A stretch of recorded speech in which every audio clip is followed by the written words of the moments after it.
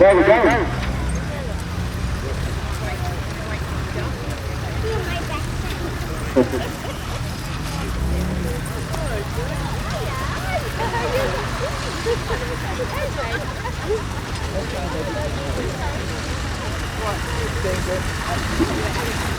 Well, ladies and gents, best laid plans and all that. We are having a couple of technical issues with the PA at the moment. We're just away from the arena, we are losing comms. But don't worry, ladies and gents, we will be online again in just a couple of minutes. Please do enjoy the main arena activity at the moment. Our wheeled vehicle display, fantastic to see so many vehicles out in the main arena already.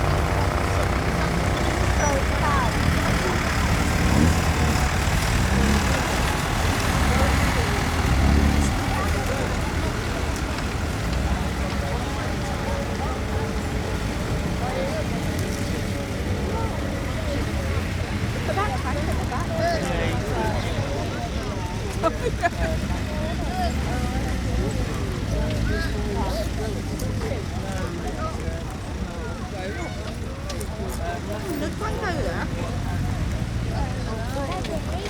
Daddy, did you see the baby? What are you doing? I just want to turn back. Oh, okay. Don't, yeah, but it's on my back.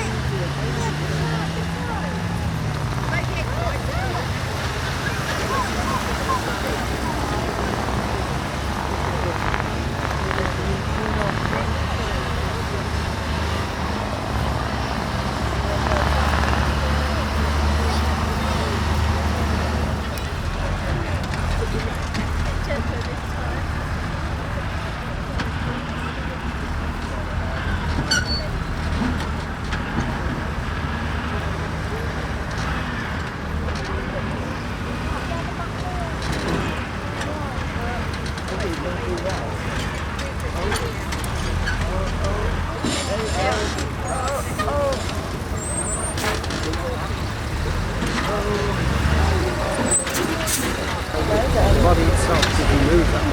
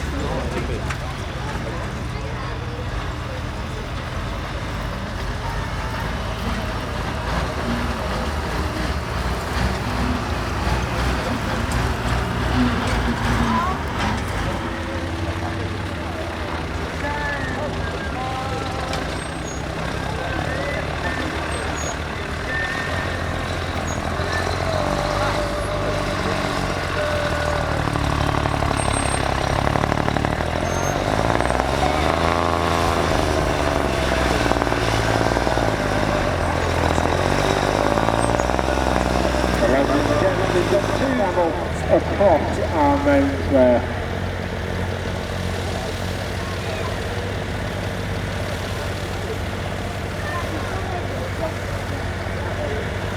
Now, if you were with us last year, ladies and gents, we actually used the winch and the power of a scammel with a land anchor to pull a Land Rover in half.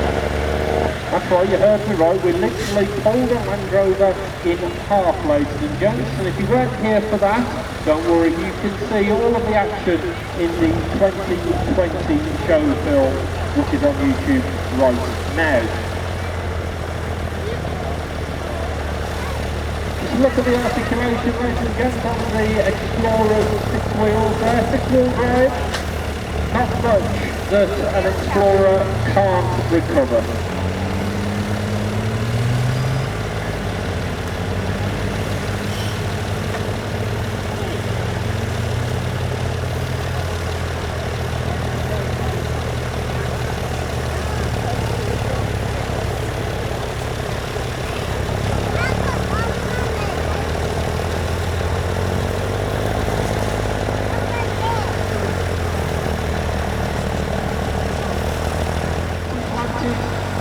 Plenty of traction and grip there, easily pulling the second Explorer. Of course, both of these will be used as recovery vehicles.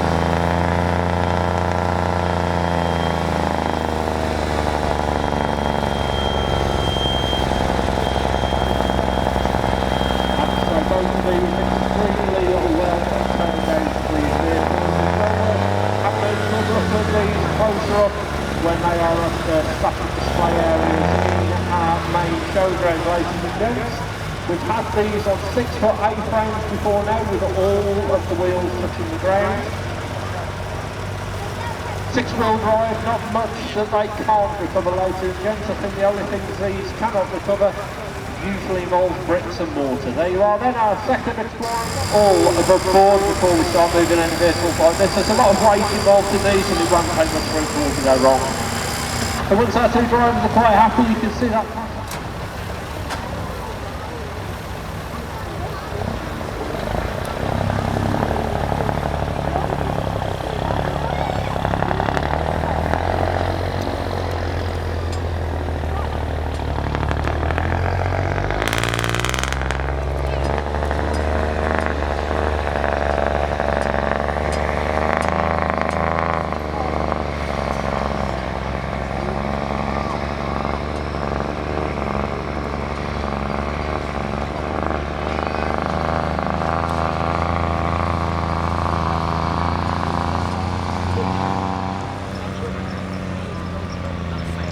So coming up next, ladies and gentlemen, in just 18 minutes time will be our midday gun. This will take place in our main arena. We're going to start with everything from the small handheld weapons all the way up to cannons mounted on tracked vehicles. So make sure you're around for that at midday. Then at 12:30 we have our tracked vehicles display, and at 1 PM this afternoon the on-fire power.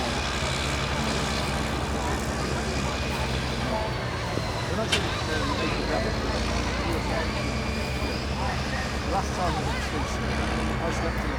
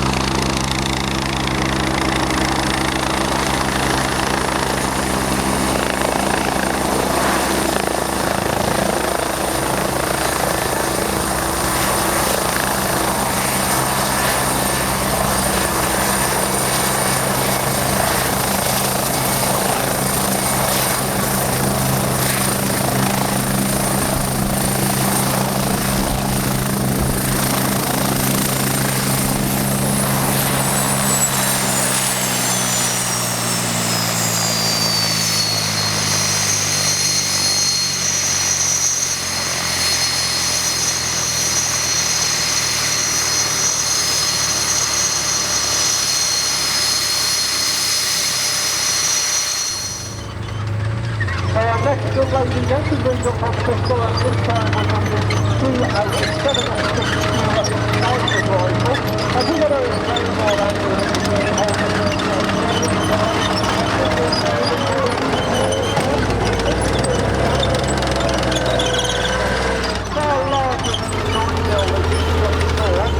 And would you like to put that back in your clip and load your weapon?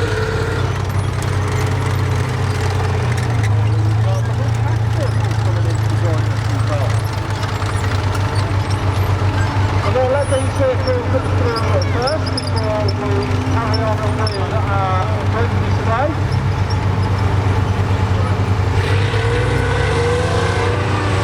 That's our on display. We're going to do our control monitor and launch the station here for you.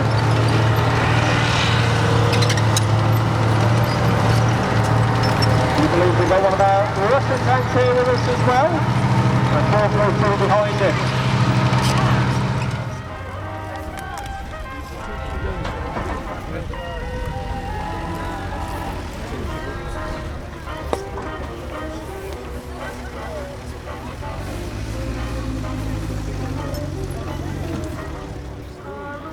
Nie. Obiecałeś. Ale co zjesz? Za chwilę ci dam. Ladies and gentlemen, don't be going anywhere. Our cracked vehicle display is about to begin down in the main arena. Then coming up for you at 1:30, we have...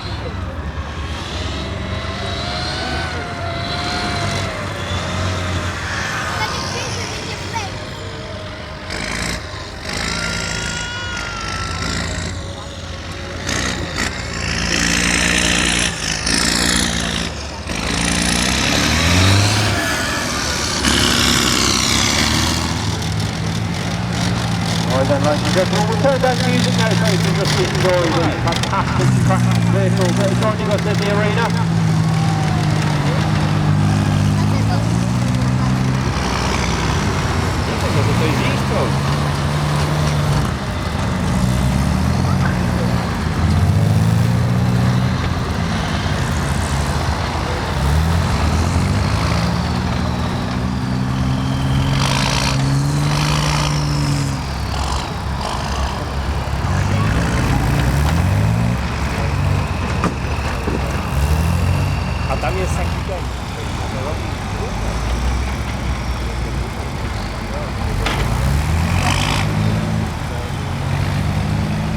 Great to see so many cracked vehicles coming in and joining us in the main arena this year. Last year was a bit of a nightmare for us because of COVID, but we just got on April doing that show, and this year we feel clear we're doing it even bigger, and sure we'll be doing it again even bigger and better again next year as well. Now this is an app time. I also remind you to make sure you are following us on Facebook, so we post all the updates from the show, including the official show video after the weekend. We'll all be on there to watch and enjoy. If you are following us on Facebook, you'll be the first to know about the official ticket release. When we release those tickets, bring them into your ticket, get them into the at the gate. You don't even have to tell us what day you're going to choose.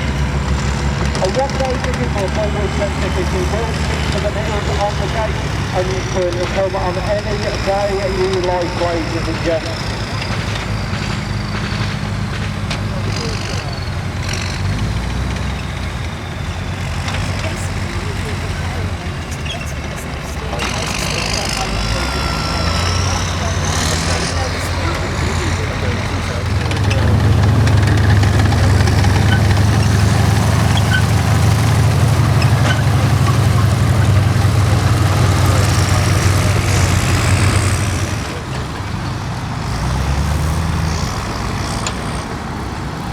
Nie da rady chyba.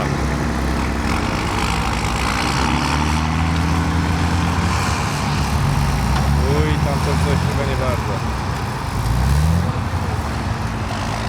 Strasznie się dymi z niego chyba.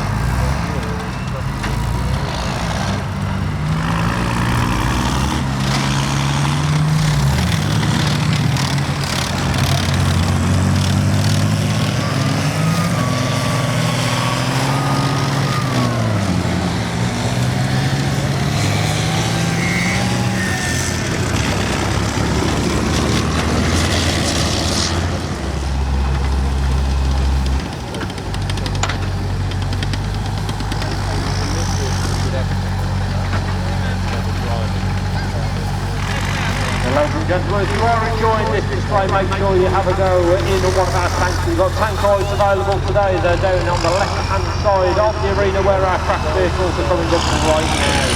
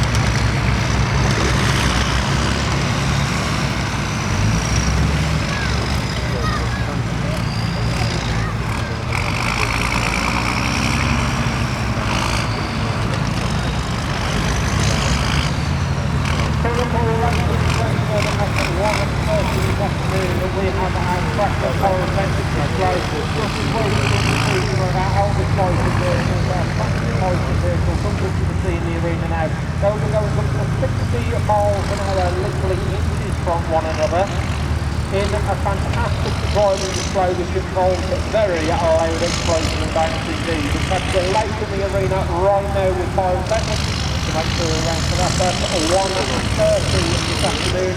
Coming up at 1 o'clock is our Meteor engine start-up over in the Exhibitor.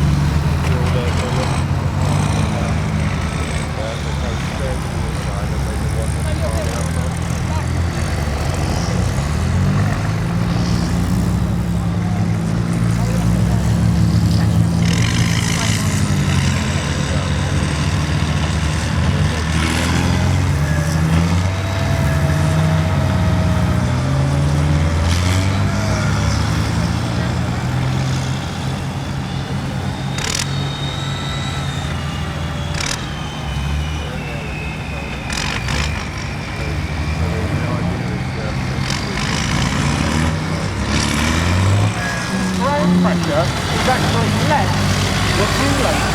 That's right, the pressure that you put on the ground is your feet greater than the ground pressure on one of these 8 fantastic weight distribution, very nimble, very agile, still holds the record to be the fastest track vehicle in the world anywhere. And indeed many of these vehicles are still in service today, and they come back here to the Aérospatiale Society for all of their services. It really is the home of Alvis after it shut down over in Coventry back in 2000. So great to see so many of these vehicles still here with us. A fantastic demonstration put on the Alvis Fighting Vehicle Society, and a big thank you to all of our exhibitors who literally brought their vehicles from all over the country.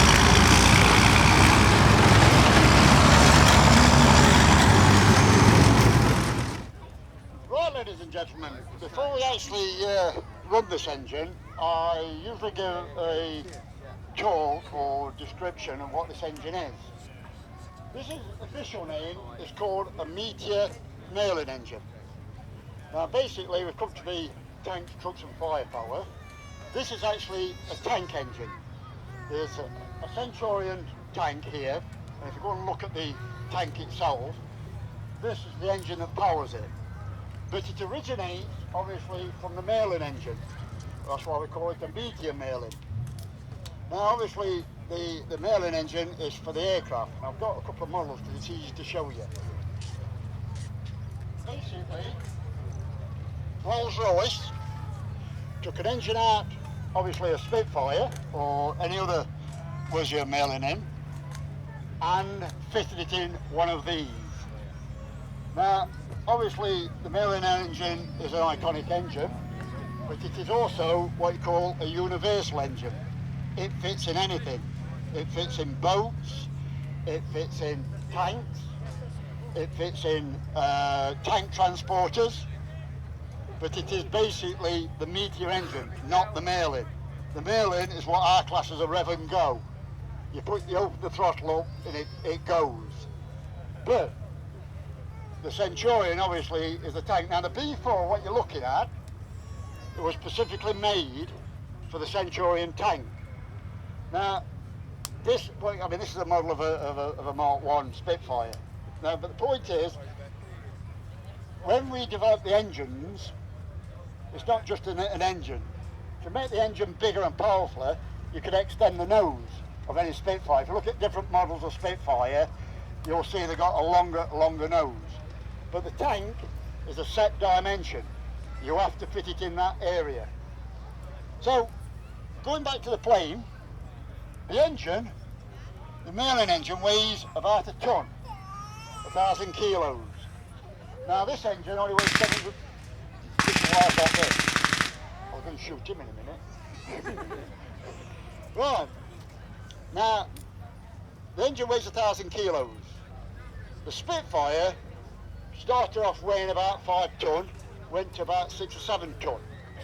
So it's the same engine what's in here. But the Centurion tank weighs 52 ton. So as I say, you've got one engine in both vehicles. This is 52 ton, this is about 6 ton. So you can understand the weight capacity. This has got more bottom end grunt. So as I say, this is a what they call aspirated. So obviously what they did, and they did this around about 1944, they took the supercharger off and they took the prop off. And they managed to fit them in tanks. Now they managed to do this where I come from, in Derbyshire. And they found out it weighed. But Rolls-Royce did not want to have anything to do with it. You see, because everybody was going into jets. But Rolls-Royce wasn't. Rover and another company called the Avalon and another firm called the Germans were doing jets, but Rolls-Royce wasn't. And they found this out and they thought, we better get into jets or we're going out of business, we're going to make cars. So there was a bloke called Frank Whittle. Now related to how this got made, how it became called a Meteor. There's a bloke called Frank Whittle. Frank Whittle was two things. It was a jet, it was an RAF man, and it was a Rover man. He worked with Rover. He wasn't a Rolls-Royce man. So what happened? Rolls-Royce did this engine, and I think, right, who can we palm it onto? Ford did some, Jaguar did some, but obviously Rover got the contract because they wanted Frank Whittle. Now obviously Rover was doing a jet engine well before Frank Whittle was, and Frank Whittle found this out and Rolls-Royce found it out. So they did a deal,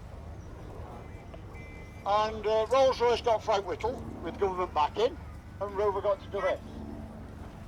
Now, the name. It's the only named engine that's not named after a bird of prey. So they say its official name is a Meteor. That was named by Rover. All the other V12s, right from the First World War, are named after birds of prey. So that's the history of it. Now, right, we're going to run it now then. It should run. I'm hoping it does. We are going to run it, we're going to run it more than once. We'll run it a couple of times today, so you know, you get there, but if you go and look at the tank, you'll understand what's powering it. Now, there's a couple of things I need to tell you. It's a petrol engine. They all was. They're all petrol engines, even the ones you see now, well, apart from the modern tank, they're all petrol engines. It's using roughly 1 litre a minute in petrol, and it's the same petrol you put in your cars.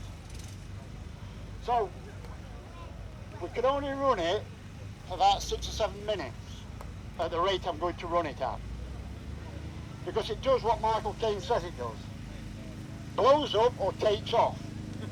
And it's not taking off, but also it will get to boiling point in 5 minutes. That's the same as boiling a kettle. It can boil water a bit quicker than a kettle can. So that's the two reasons why we're not going to run it as a long period of time. So I say, we're using a litre a minute, so it's either going to boil or it's going to run out of fuel. Now, I'm not just going to run it on tick over, I'm going to give it some hammer. They don't usually break. Now this is the health and safety bit. If I run, I'd advise running. But it doesn't, I'm hoping nothing happens. But you've got to understand, this engine is a 70-year-old engine. What I'm going to do with it, it's not supposed to do. Well, it's not designed to do, but we are going to do that.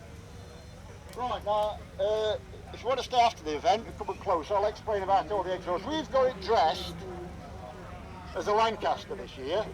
I've got Hurricane, I've got Spitfire, and I've got another one down here called a Halifax, but obviously that's trash. But I can show you all these things if you wish to have a look.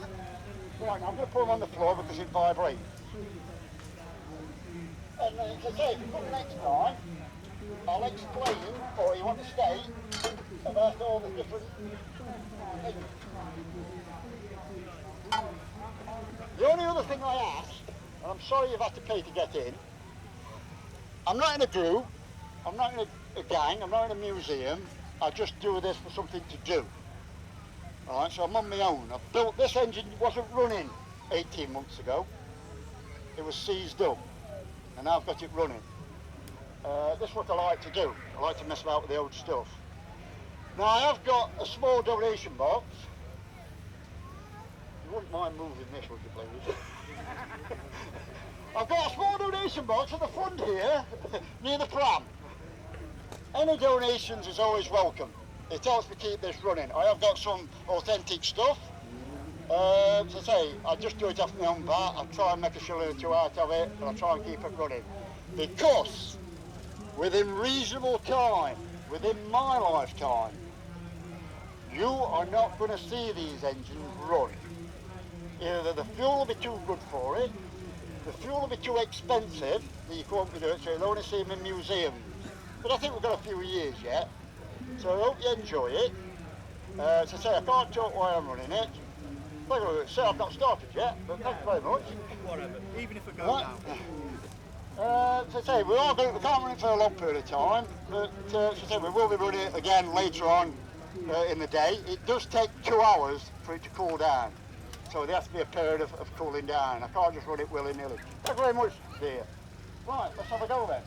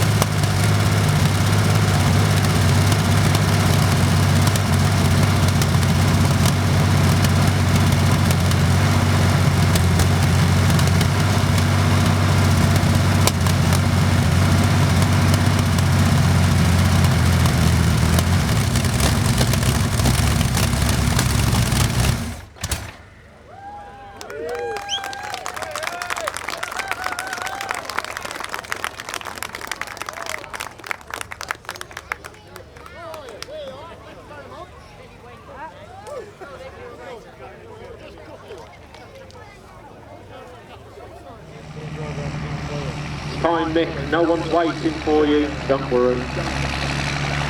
Here we go then, we've got our two drivers, Mick on the inside, Andrew on the outside. Ladies and gentlemen, boys and girls, please put your hands together for our two drivers.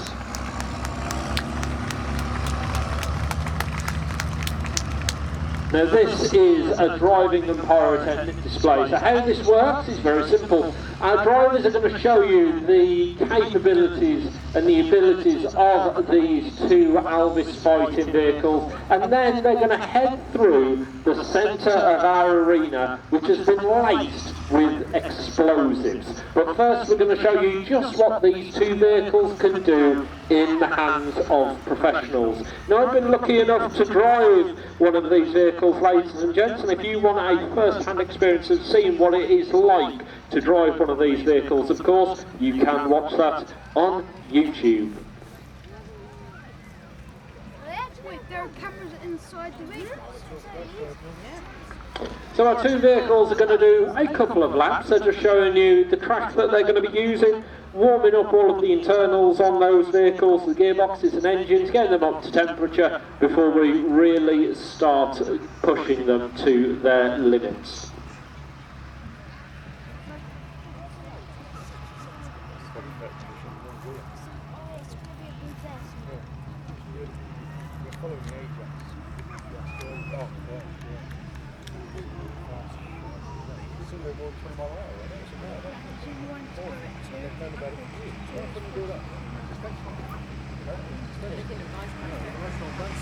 Here we are then, ladies and gents, our two Alvis Scorpions coming up to the top of the arena, and now you're going to see them put the hammer down and start going through those gearboxes.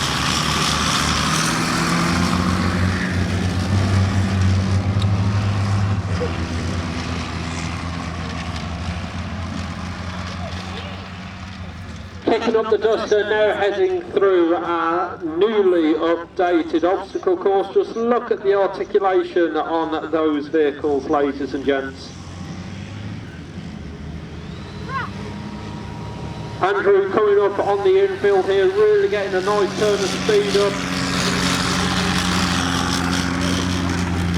Now these weigh in the region of about 7 tonnes apiece. However, the weight distribution of these is incredible.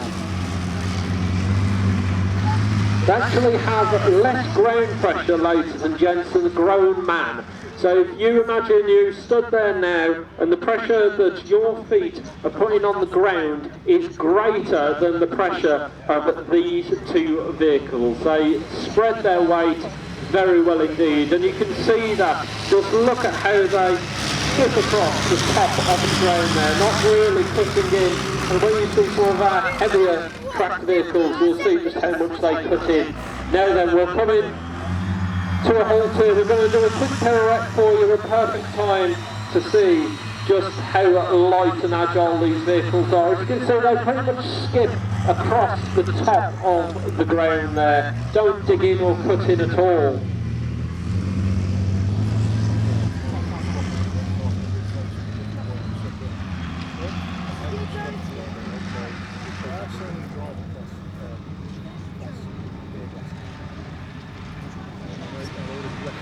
Now originally these vehicles were fitted with Jaguar petrol engines, the lovely straight 6 engine that you would find in Jaguar sports cars.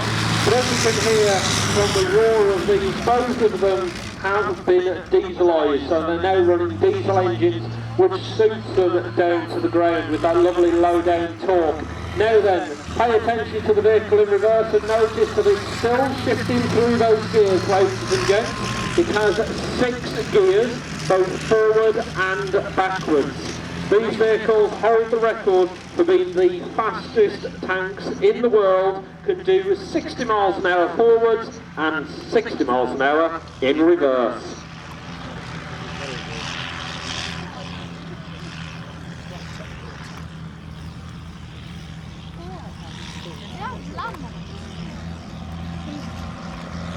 Fitted with rubber tracks, these can also be driven on the road. I would dearly love to see one of these making an overtake on the motorway. Now then, just look at how skilled our drivers are here. Turning one scorpion around another, inches away from one another. They've got so close previously that they've actually clipped wing mirrors.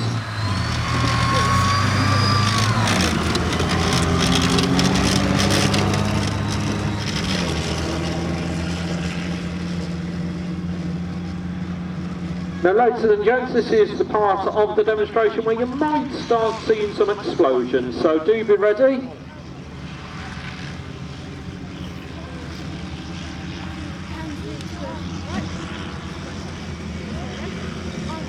Andrew has really cut wide here, now coming back into the arena. Is he going to cut into that infield where there are laced explosives?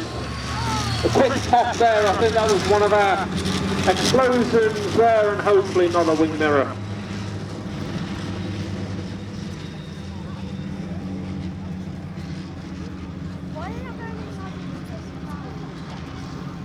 So at the moment they are circling around the outside of our arena, because the centre of that arena where you can see the barrels at the moment is our danger zone. That's right, it's laced with explosives. We are keeping you ready for those explosions. But first we want to show you some of the driving techniques here. And just you watch this now, they're going to pirouette around one another.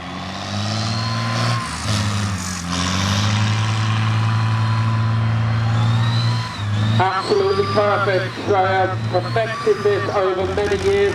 I do believe that these have even performed in front of the royal family, ladies and gentlemen.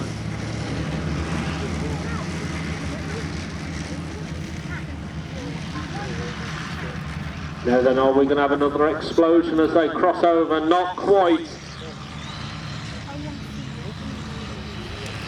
And our drivers now in the infield, so they're ready for some loud explosions.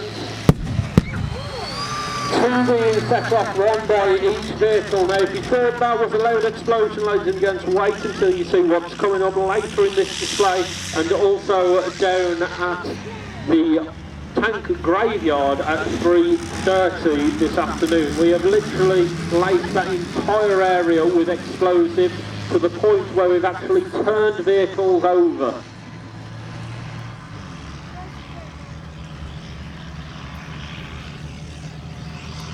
They're really getting the pace up now. I think they're beginning to see the red mist through all of the dust, really starting to get the pace up. Andrew coming up on the outside, Mick on the inside. He's taken the inside line.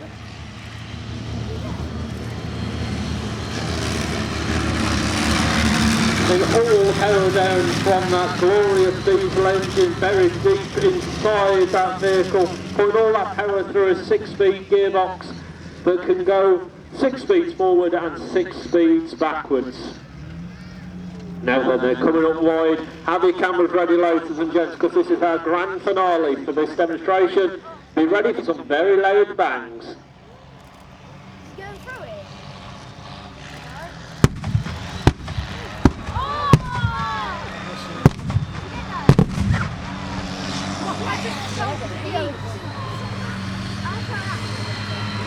And now coming round either side, ladies and gents, have your cameras at the ready as they come to their final stop. There they are, ladies and gentlemen. Please put your hands together for Andrew and Mick, our professional drivers. I think you'll all agree that was a fantastic demonstration put on by the Alvis fighting. Do you recognise this car, Georgia? That is my first car, yeah. That was your first car. Georgia, you know when you did driving lessons, did they talk to you about like parallel parking or anything? Because it doesn't look very healthy. No, I wasn't the best really, I kind of just didn't look where I was going, but... I can tell. I think you've done a bit more to it since I last saw it though. Well, yes, because I'm assuming that when you owned it, the door's shut. Because they don't do that right now, do they? Georgia, would you like to put your hat on, your helmet on for me? And come and have a seat. Come and get in the car with me. That's it. It's not quite the same, is it? She has no idea what's about to happen. We haven't briefed her at all. So I'm going to come and join you now. It's worse in here than it's outside. How is it this bad, Georgia? Where did you take it? I used to live in it. You used to live in it? Just you, or what herd of animals joined you? Everything. And by the sounds of it, I had a man living in it, apparently. You had a man in here? What? I'm not going to say, oh right, okay, a torch, nuts and bolts. I'm going to put, as you can see, we've both been given PPE. You were given a fireman's jacket and helmet. I was given glasses, just glasses. So what's going to happen now is the fire brigade are going to come and rescue us. Okay? Here we go then, ladies and gents.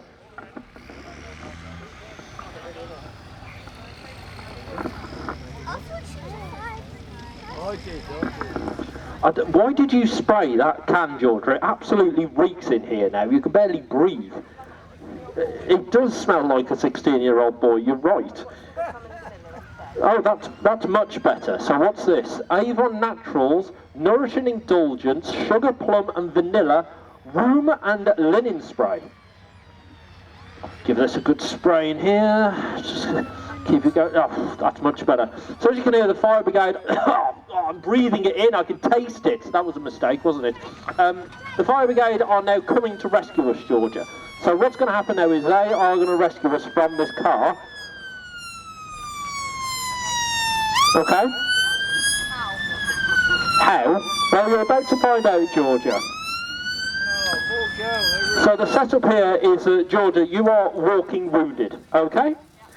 I am paralysed, unfortunately. I've suffered a neck and back injury. So when there is paralysis or any kind of injury to neck and back, there's only one thing that can happen. Do you know what that is? Not a clue.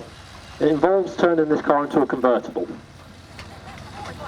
Okay, well, it's about to become a convertible. Hello there. Hello, how are you? I've been better, I'll be honest. How are you feeling? Got any pain anywhere? I've got pain in my neck and back. Right. Anything else? Can't feel my feet. Don't worry, we're going to cut them off in a minute, so don't worry. Very. They're going to cut my feet. So as you can see, we've got paramedic joining us as well. They are literally going to treat this as a real exercise, ladies and gents. Now, if you've been to one of our shows before, you'll have seen us do a demonstration similar to this before, but never with two people. I'm not joking, we've never done it with two people. Usually it's just me in here. So don't worry, Georgia, everything's going to be fine. She's a bit jolted, but otherwise okay. So now we've got paramedic. Hello. I'm a paramedic. What's your name, sir? My name's Tim. Tim. Have you got any pain anywhere at the moment, Tim? My neck and back. Can't feel my feet. Just look straight forward for me. I'm going to have a little feel down the back of your neck. Any pain anywhere that I'm poking? There's painful, yes. Lovely. You can just keep your head very, very still for me. I'm going to pop a collar around you if that's all right. You're going to put a collar on me? Hang on, I'm not a dog. No, I don't want a collar. Or a vicar for that matter. I notice that you haven't got a collar yet. I should...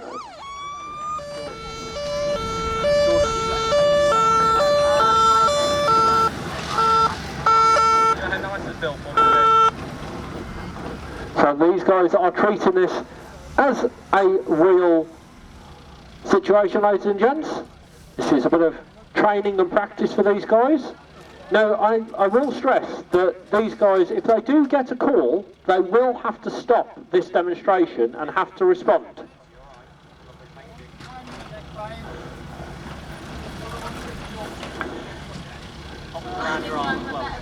Well, I'm having everything done to me, ladies and gents. So I've had a finger, what do you call this here? This Oxygen level, Tim. Right, so I've got an oxygen level monitor on the end of my finger. I've got a blood pressure armband on me.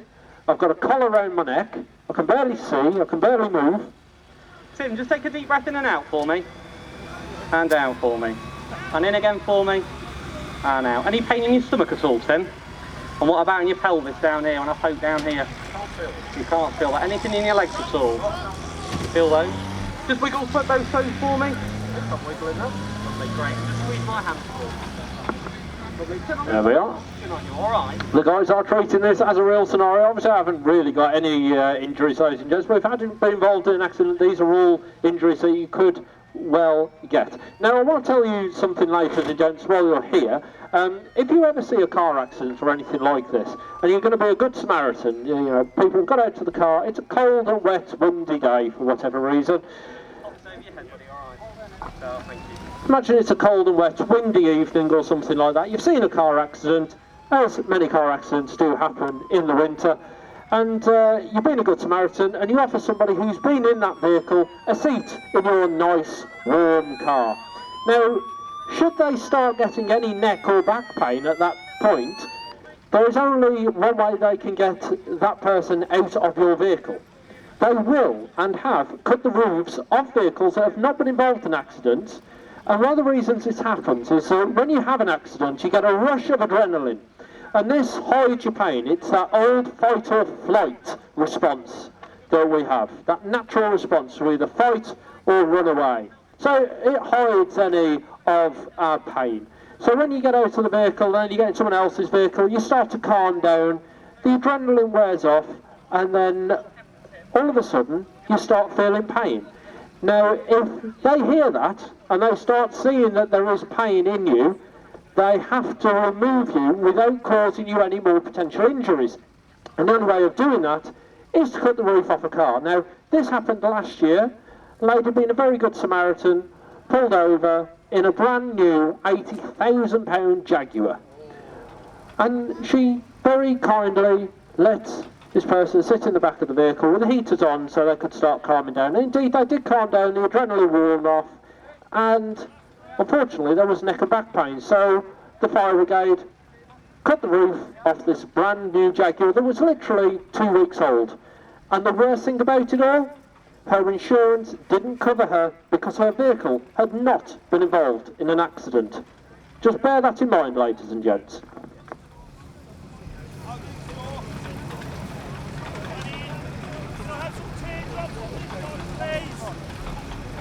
Best thing, Jacob, would be to lose my soul.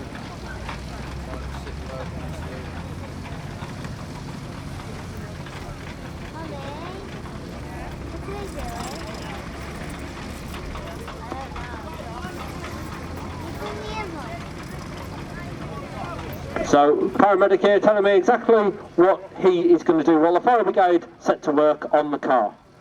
Tim, at the moment you're a little bit poorly, alright? So what we're going to do, I'm going to pop a little needle in your arm, hey? I'm going to give you some painkillers and a few other little drugs. Ooh, like the sound of that, yes. What we're then going to do is, we're going to, once the firemen have got the roof off, we're going to pop a board in, we're going to take you out on that board. Once you're out, we will have to cut all your clothes off, and then we're going to pop a little belt around the middle of you, and then we're going to pop you off to hospital, alright? Hey, I've got a show to commentate here. I can't very well do it when I've got no clothes on. Tim, we'll worry about that later, alright? Alright. This is far more in-depth than they've ever done in previous years. Previously, they've just cut me out of a car. Now they're getting hey, he's actually getting a needle out here. That's enough. Put that needle away. I don't actually need that. Stop it. So, Don't worry. well, I am a bit worried here because they're hitting the glass right in front of it. They've covered Georgia over, but they haven't covered me over. I'll have you know. Georgia, you're all nicely covered over here. She's got a blanket and everything. Look, are you going to read her a bedtime story or something? No, they're cutting into the windscreen here and they're putting water over the top of it as well, and this is to try and reduce the amount of glass dust, ladies and gents. Now I can see the knife literally going through the glass. It's a bit like a bread knife, this.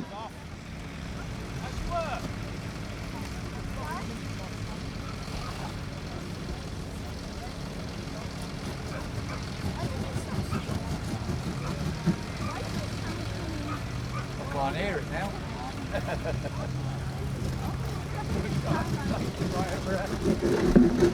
So it's like a bread knife cutting through the glass. It's literally cut through the glass. I've got another band on my arm. It's actually got needles. Put that needle away. I don't like needles. Hey, what? Oh my lord, he's actually pretending.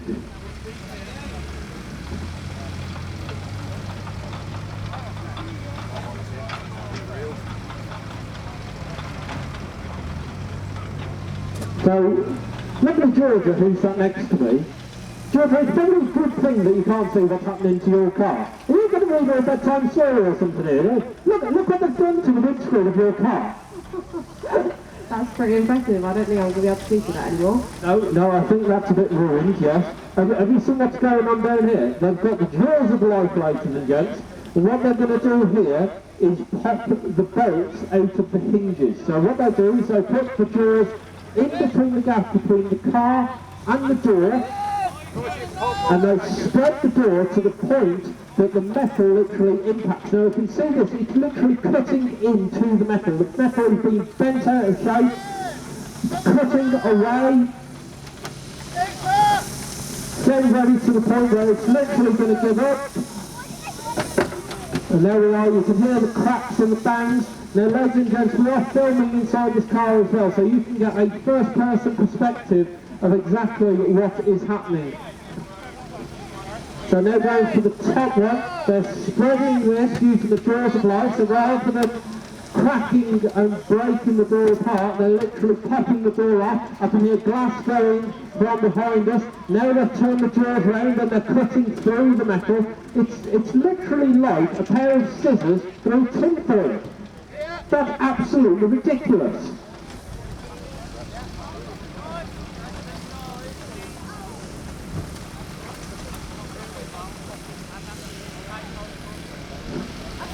Poor old George's car's not looking very well here. There's no door here now. That's taking convertible to a whole new extreme. Have you got insurance? I don't think so. I've just been told they're going to break glass behind my head. Brilliant, here we go.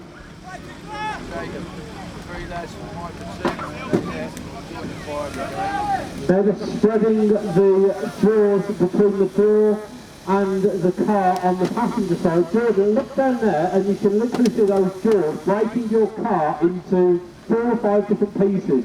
Just look at the power of these jaws, Georgia. I don't think I'll be able to take the pain off this now, I don't think. It's pretty powerful. You ever seen anything so ridiculous in all your life?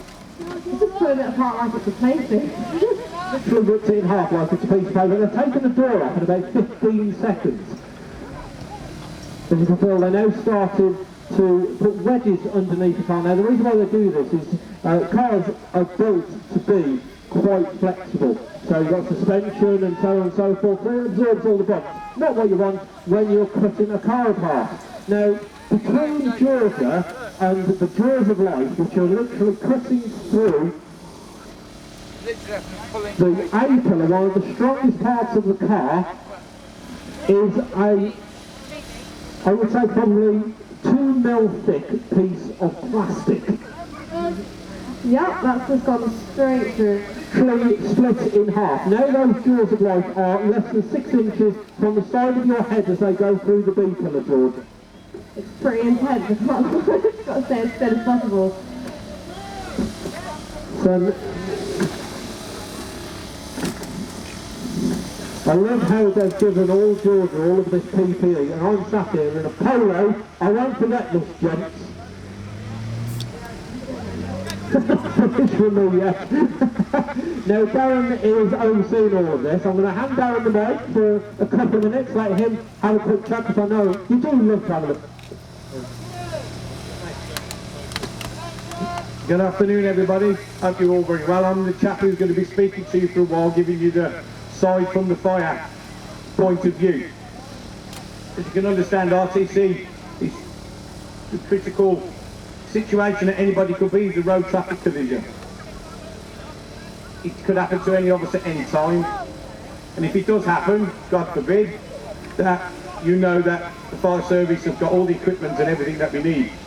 But we have to work as a team, and the team is fire, medical and police. The police will control traffic and the roads around and start doing their investigations into why this has happened. The ambulance, paramedics, they will be doing the casualty to make sure that they don't extinct life in front of us and prevent that from happening. The fire service, we're the sort of the monkey boys of the emergency services, because we do all the dirty jobs. You have to do all that, cutting the people out, getting animals out of mud, putting fires out and stuff like this. So it's a bit of a multitasking job, and lots of training has to go in. But no two RTCs are the same, no two cars are the same. So in this situation, this car being a little bit older, it makes it a little bit easier. But if any of you drive any of the modern cars that are available today, they have now built into them in the structure when they go through the design stage, that we have cut marks built into the vehicles. And those of you that know the black light that shines onto things and it glows on the cars now in certain areas. So if any of you have got one of them black light pens, if you've got a new car, go and shine it around all the door pillows, and it will show up with a little dotted line that says cut here.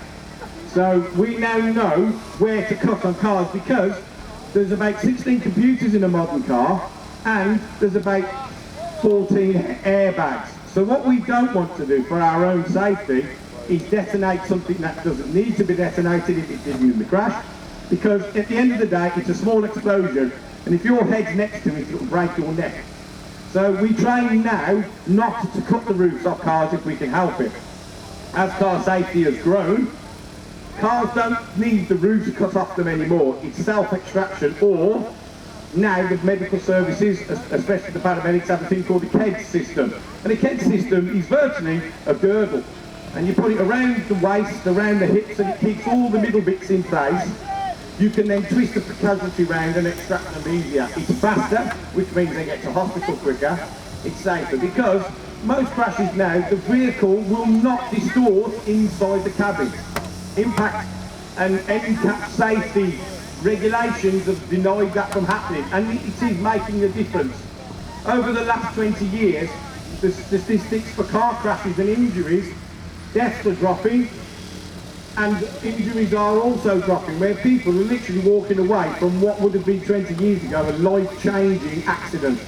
And believe you me, in the years that I've been in this game, 30 years, older cars frighten me, because you know what you're coming up against, especially if a new thing like that hits that.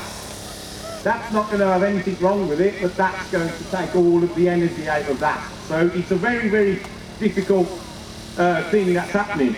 So in this situation, what we have to do is cut through all the points on the car, and it's all done in sequence and in a certain technique.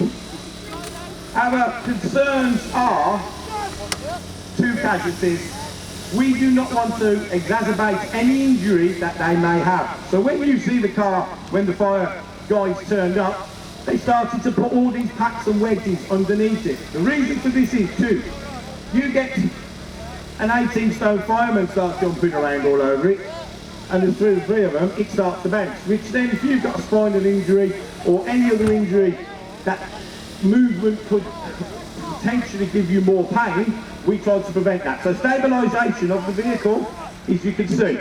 Now, what happens now, because we are now cutting things off the car starts to get lighter. So it has to be reassessed every now and then to make sure that the car's not in any position to cause any more injury. There's a hell of a lot of shouting and a hell of a lot of commands. The reason is, as you can hear, there's a pump going away to the hydraulics. The fire engine's still running. We have to have a piece of equipment. This is the most used piece of equipment on a fire engine. I'll try not to lose the signal. But this piece of equipment here is the most used piece of equipment on the fire engine. This is a first aid hose reel, and the reason for that is it's the first thing off the fire engine and it's the last thing back on. Reasons for this is, we don't know whether that car's been maintained correctly or has had any extra equipment added, like radios and stereos and big bass speakers, so that could compromise the car's safety. So we have a hose reel for our safety. If that car goes boom, one of the lads will grab that and everybody gets wet, but nobody dies. Because you have a battery explosion, because it could be boiling at this point. Usually we cut that straight off, but they've asked us not to on this particular occasion. But the first thing that we do is take away the power from the vehicle. If you see on a modern car, if it has had a big crash, what they do is you'll see the four-ways flashing, and sometimes they even switch the lights on. Reason for this, there's auxiliary power in all of the computers. So even though you take the battery off, everything is still got some power in it, residual power, and can last up to 16 hours. So they stick everything on to make sure they drain all the power down and nothing can go off. It's just a safety feature on some vehicles. What has to happen when a vehicle is being made is the manufacturer has to tell the authorities by law how that car's put together. And then there's a big team called the Safety Action Group which will sit together, and then they will work out a dynamic risk on that, how to cut it up. Most cars are the same, but some cars you can cut in certain areas, some cars. So in this particular case, the car will still have side protection in beams in the doors. It will still have a safety cell of some kind in there. So there's still elements that we have to cut around. If you ever look where the middle post is cut very high. The reason for that now is the seatbelt anchorage is in the B post, and the weight of a person has got bigger as we've got older, so they've had to strengthen that part of the car, because what was happening years and years ago was, if you weighed about 24 stone or more, you was pulling the seatbelt anchorage out of the roof in a crash, so it wasn't doing its job. So they now make it to 60 stones, so roughly 60 stones. But you think that, no, it is 60 stones. You are while you're travelling, and I'll tell you why. That we develop momentum when we in an impact. So if you weigh 20 stone, when you have a 1G impact, one times the gravity, the impact then is 40 stone. So we have to make sure, or they have to make sure that it goes on and above the person who is capable of driving a car. One of the things that I do try to teach people when we're doing these RTCs is about the cost that this accident costs all of us through the NHS, through our taxes. Every hour, that fire engine, whether it's in the fire station or out the fire station, if you break it down over its life cycle of about 20 years, is £400 an hour. That's how much that costs. A brand new fire engine today will cost you from anywhere from £360,000. So that's the initial cost. Then the equipment goes on there, £10,000 up to 20, depends on what type of pump it is. All this equipment is put on there to save people's lives and to do what we're doing today. We have to pay for that. We pay that every year. If you look on your council tax and your taxes when they come through, you'll see it says Fire Authority on there, or it'll say Defence. The Defence is what this is. So what I say to people is, when you have your RTC, the average cost to your insurance company by the time you finish is probably around £5,000, because you'll get, if it's a commercial property or a commercial, they charge £400 an hour plus, and every piece of equipment off is chargeable. So those there's a charge for that. The RTC gear, there's a charge for that. So everything is itemised. And if it's you know, we can claim it back, that's exactly what they do now through your commercial insurance. As you can see now, we'll move back onto the casualties. We've now made this nice Toyota Yaris into a lovely convertible. What you'll see the guys doing now, these blankets and these edges, they're called sharp protectors. And they're actually magnetised in the corners, and they stick to the car over all of the rough bits. Because even though we wear Kevlar armoured fire gear, and this is the new RTC gear, what I'm wearing today, I'm trying it out at the moment. It's a proper fire kit, but it's meant for RTCs. It has big different movement. It's got ripstop in it, and it's got Kevlar weave. So they put all that over there. Oh, we've got a walking wounded. There we go, there's one out the way, so we get a round of applause for the guys there. We've managed to save one girl. Job done. Now we've got to get to the poor driver. So as I was getting back to, the sharp protectors are on there to stop us from hurting ourselves, also to make sure that the casualty doesn't incur any other injuries while we are in the process of rescue. This is where your fire and rescue comes in. It's the two separate things. Fire, obviously you know what that is, and if any of you lived in Leamington Spa yesterday, you'll know about that one over there, which was horrendous what happened there. I mean, I had a report on it this morning and I was shocked that that happens in the modern world, but it did, so I feel for the man who owns that property. Anyway, this particular car now, as you can see, the men are inside it. Like I said to you, when you start getting the 16, 18 stone men jumping in and out, that's when the car starts to bounce off the trampoline. And what they do then is they go round and physically work as a team. There'll be one person in charge now, and that will be the paramedic. Whatever he says, whatever his command is, the fire service will do. He will be in charge of the head. And that's where the key point starts, to make sure that that part of the body is immobilised as quickly, as safely as possible, so that he can get off to hospital. The spine board that you can see that we're using today, they can hold quite a bit of weight, and also it does exactly what it does. It keeps your spine exactly in a straight line. Once you're strapped to that, and your head's in the head blocks, you can turn it upside down and you can shake them and they won't fall off. It's quite an ingenious thing. If any of you ever watch the air ambulance paramedic things, they just stick them on one of them on a stretcher in the helicopter and they're gone. You know, it's a real good piece of kit, but they're not cheap. This is the process that in my career and the way that I don't like this bit. This is the bit where it can go wrong. Because if you've been involved in an injury, a car crash with an injury, and you're compressed, you're fine while you're still compressed. You imagine if you get a bag and you put some holes in it, you put all your fingers over the holes, but as soon as you get too many holes, you haven't got enough fingers. Well, that's what happens here. If he's got injuries and we weren't able to assess them until this point, that's when it starts to get a little bit what I call twitchy time. And I'm thinking, oh, but now we can see that the man's going to do another assessment. He'll do a pat down. What they do is head, middle and bottom. That is to make sure that everything's still where it was. Everything should be okay. So we'll be checking for his tibia, his fibula, which is the two little bones in the knee, thigh bone.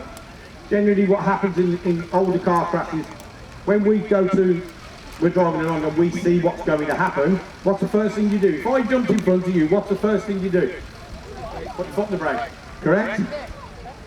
If you're going to have a crash, and it's the hardest thing to tell you, you know it's unavoidable, do not put your foot on that brake, because that brake pedal will go up the bottom of your foot and break your ankle, because you're going to still going forward when the car wants to go backwards.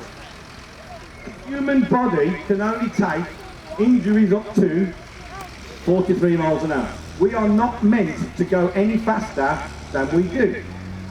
I'll give you for instance, a horse can only run as fast as a horse can run, correct? Horse don't drive a car, do they?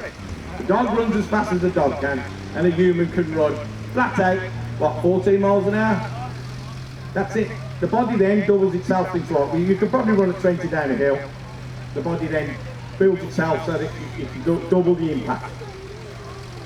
In that injury, you say you hit a tree. Trees are one of the biggest examples. They've been here forever and they're hard as nails, as you know that. A tree doesn't move, it's an immovable object. The car stops. There's 3 points of impact. First point of impact and second one is the car hitting the immovable object. Impact number 2 is your body moving inside the car, because you're free in there, even though you've got a seatbelt on. The third impact is the one that changes things, is your internal organs. If you look at the human body, we are meant to stand upright, and all the thing hangs down. Lungs, liver, kidney, spleen, all sits in nice little bags in a nice bit of water, and we're all nice and safe. When you're sitting down and you're in that position, they're no longer hanging down, they're resting on your stomach. And then when you go to the crash, you go forward and you squash every little bit of item inside your belly. And then that causes injury. So what they've tried to do with cars now, obviously, is they have all these collision warnings and brake assists and all that, which does work. It's scientifically proven that if you're in a car with all those safety features on, the chances of you having a life-changing accident is minimalised. It's got to the point now where they've managed to get Tim out, so there's a round of applause for Tim, everybody. Stand back a bit, guys, let me see him. There's Tim. He's stuck to that board. You can't move, can you, Tim? No? Can you shake your head for me, please, Tim? We'll show you now how real good these spine boards are. You want to grab head, toes and middle, guys? Ready, head, toes and middle, guys? Lower down. Breathe in. There you go. That's how strong they are. They will hold you upside down and that. Get it back up, get it back up. Are you feeling okay now, sir? Just you wait till I'm out of this. Just you wait. I told you. How many cars now is it? 43. 43 cars this man has been cut out of in my career. I've never known a man have so many car crashes. He has sometimes 3 over a weekend, is that right? Something like that, yeah. What I'm more concerned about is that my Caravan is in this arena and that's my bed for tonight. It was. What? What do you mean it was? Let me out, Darren, you're going to A&E. And I'm going to make sure that his needles do come out. Where's that paramedic? Come here, paramedic, let's just stick some needles in him. Do not drive like this man. He is a danger. I have met him too many times. We're on first name terms. But as you say, the position that we're in is, this was done for your entertainment, but it's not entertainment at all in reality. But it gives you an insight that if you do have an incident or an accident, you can be looked after and you will be looked after. That is exactly what it is. So the RIC now is going to dress the lads down and do an incident report. So I'll just leave him to it.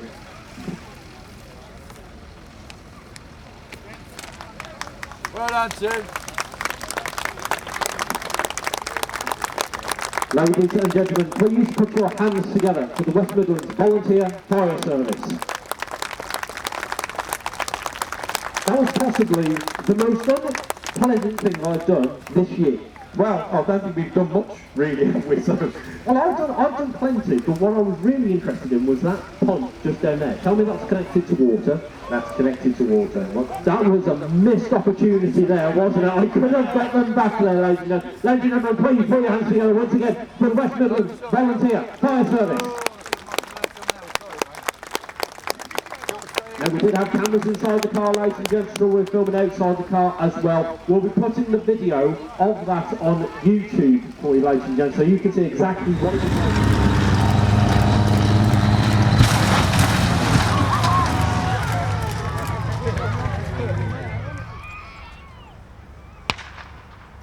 So a little shot there from Brian, heading over to the axis, and the first round has been exchanged between the two of them.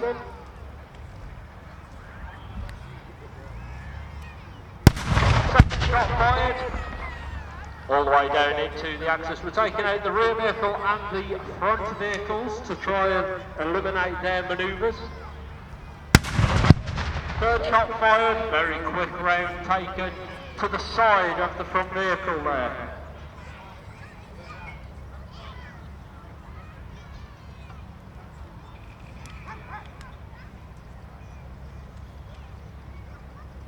Now let's see if they're going to retaliate, shall we say, ladies and gents.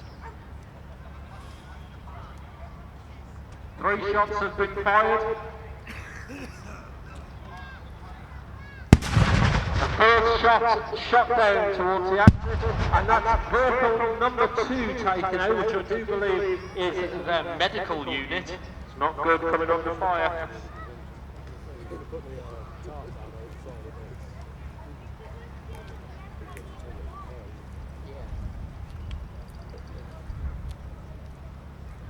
Question is, ladies and gents, are they going to respond?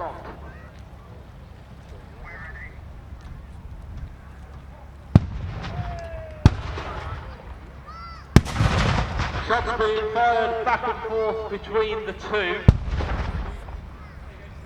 Slightly far, that's one. Didn't quite hit their vehicles. The man running out of what was behind them there.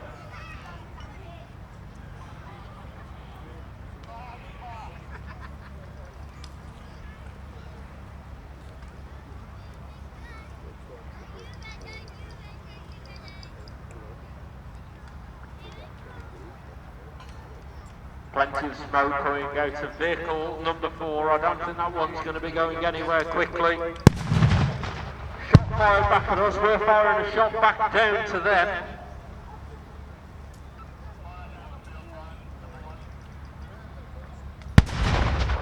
Fired. Oh, huge explosion there in their swimming pool, ladies and gents.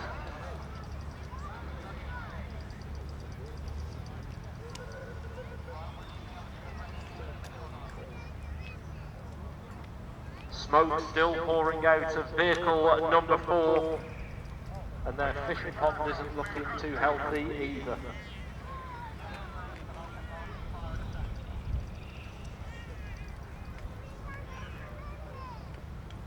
We're going to see if we're going to reposition any of our vehicles here. We can see two are dug out, which leaves the team of Brian and his son Seb. See if they're going to reposition themselves into a more advantageous position here. Fire shot there onto that rear vehicle of that convoy.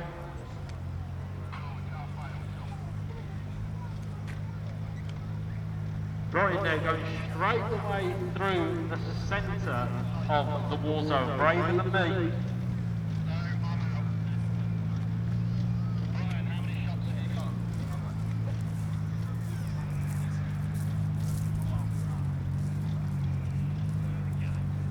Ladies and gents, it's not looking good for us. I've just heard that one of our vehicles has run out of ammunition, so we're down to two left. Brian has got some ammo left. Let's see if he's going to put it into good use now.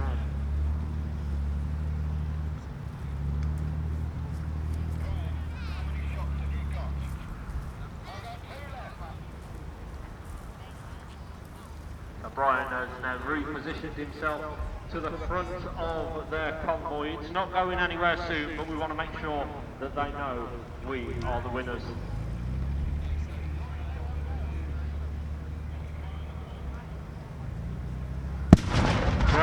Shooting, taking out vehicle number 3. I'm pretty sure every single vehicle down there has been shot at now.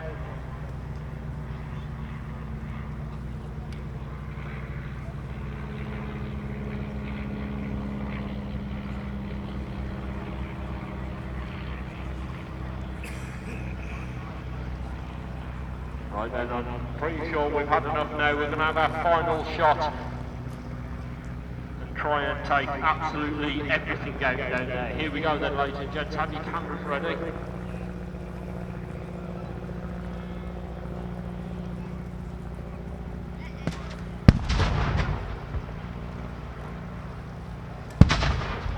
Only looking for a small shot, but it watered out, and that is all 3 of their...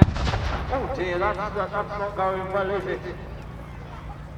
I do believe that all 3 of their bunkers have been taken out, ladies and gents, and I'm pretty sure that white smoke is them surrendering, ladies and gents. That's it. Please put your hands together for our pyrotechnic display.